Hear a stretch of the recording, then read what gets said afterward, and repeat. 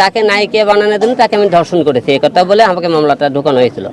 Hero Alam ধর্ষণ মামলায় jail খেটে গতকাল জামিন পেয়েছে।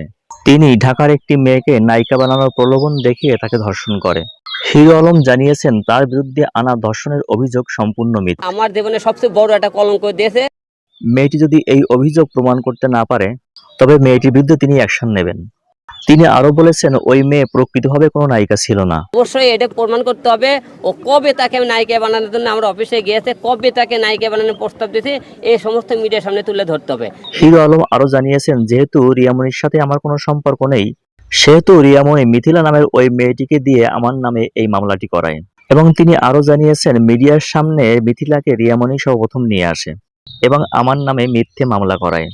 হিরো আলম বলেছেন আমি যদি সত্যি ধর্ষণ করতাম তাহলে সহজে জামিন পেতাম না, কারণ ধর্ষণ মামলায় সহজে জামিন হয় না। হিরো আলম জেলার সাহেবের খুবই প্রশংসা করেছেন। জেলা সাহেব খুব অত্যন্ত ভালো।